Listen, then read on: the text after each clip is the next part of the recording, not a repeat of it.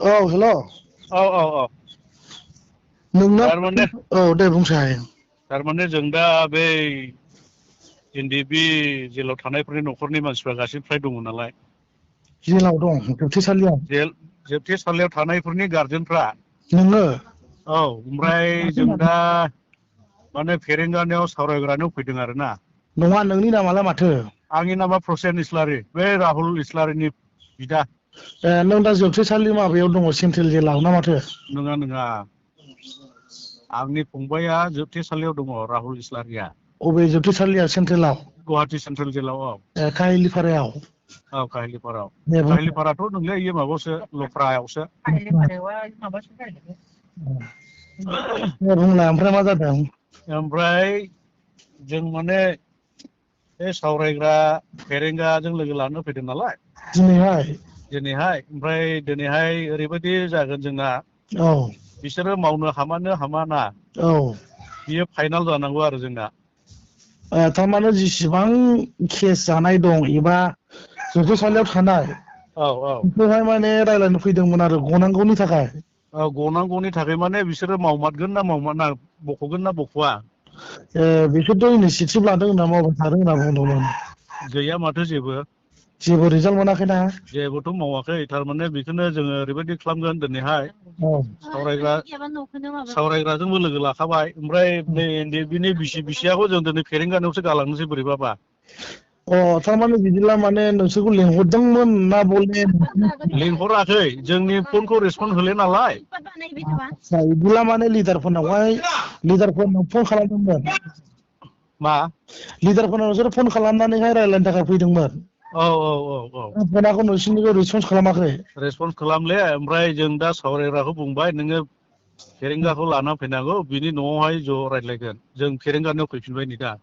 ओमफ्राय मानसियाखौ लोगो मोनबाय मानसियाखौथ' लोगो मोनाखै आदसा बेखौनो माने नांगौ जायोबा जों औ खाथियाव दं नामा होननानैहाय दा नांगौ जायोबा लिंहरनो होननानैसो फन नाम्बार लानानै थादों दङ आं न'आवनो दं औ ओरैहाय जोंनि इस्लारिखौबो बुङा दोनहरनायाथ' थारमाने 3 बोसोर जाखाबाय जानायाबोलाय औ केसखौथ' दाबो गवाखै मायाखै एसे दुखुनांथाव जाबायना दा बिदिब्ला नोंसोरो बिसिनाव दं फेरेंगानि न'आवनो दङ औ फेरेंगानायाव दं माने दिनै नोंसोरो फाइनाल माबाखौ लागोन आरो औ लागोन फाइनाल लागोन जों माने 3 बोसोरथ' जाखाबाय नङा होमबा औ सान्ति सुथि जाखानाय उनावथ' गजोबनांगौमोन ना औ गवाखिसै नङा होमबा दा नोंसोर गजानो लुगैयो ना गजानो लुगैया आरो जोंथ' गजानो लुबैनानैनो होसोफिथिंबायगासिनो ना सान्ति सुतिजों गगोन होननानै बुंनायालाय मारैथो गगोन होननानै बिसोरो जोंखौहाय बुंदोंमोन नालाय दाथ' गवाखसै औ जों दा माने दिनैनो लास्ट बिसोरो मावनो हामाना बख'नो हाया जोंनो फाइनाल खोथा होनांगौ आरो जुदि हालियाब्ला औ बिसोरखौ बख'नो हाले होननानैहाय मिडिया थ्रुयैहाय बिसोरो डिक्लेयार होनांगौ थारै नोंसिनि खोथाया फाइनाल खोथाया जाहैबाय दिनै बिसोरो रायज्लायनो फैनाया माने फेरेंगामोनजों रायज्लायनो फैनाया जेलाव थानायखौ गहोनो हागोन ना हालि होननानै औ फन खालामगोन आरो दिनै औ औ फाइनाल एन्सारखौ नोंसोर लागोन लागोन थगायबोबाय थाबाय दा बिसोरो नोंसोरखौहाय हिसाब गैला प्रमद बर'लाबो थगायबाय फेरेंगालाबो थगायबाय गासिबो सासेबो लिडार बाखि गैया जों लोगो लायै ओमफ्राय माखासेफ्रालाय माथो होनो दैदेनगिरिफ्रालाय लोगो हमनायावलाय सोरथो दैदेनगिरि दंबाव बे सावरायग्रा ना मा होनो औ बेखौबो लोगो हमदों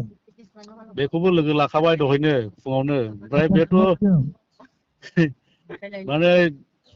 क'क्राझाराव मिटिं दं होननानै थांदोंमोन ओमफ्राय फेरेंगाखौ आं दा लाना फैनायसै नोंसोर नेथ' होननानै बुंनानै थांदों आरो इयो ओमफ्राय दा बेखौनो जों नेगासिनो दङ नै बेंथलाव आदसा नोंसोर बेसे बुरजा दं जोङो दा 25 जन दं ने 25 जन गासिबो साफा औ गासिनोबो औ सोरनिबा बिसि दं सोरनिबा फिसाला मथा मथि बिसिफ्रानो बांसिन खोमा एनडिएफबि मोजां बिसिफ्रानो बांसिन दं रायलायदो खोनाबाय मा मोजां रायलायदों होनदां लिडाराफोरजों औ माने 3 बोसोर जालांबायना जोबथेसालियाव थानायखौ लुबैयो सान्ति सुति जाखांनायनि उनावबो जुदि गवाबालाय माथो होनबावनो माथो दा बेखौ नागासिनो दं होनना बुङो दाबो गवाबालाय औ 2 बोसोरसोल'सै थामसानोसै दा बेखौ दिनै फाइनाल खालामनानै जुदि बिसोरो मावनो हायोब्ला माने जोङो नोंसोरखौ नांगोन आरोखि देबो रायलायगोन मा रिसपन्स होयो दा औ रायलायगोनानो खोन्थाहरफिनबानो जाबाय औ दे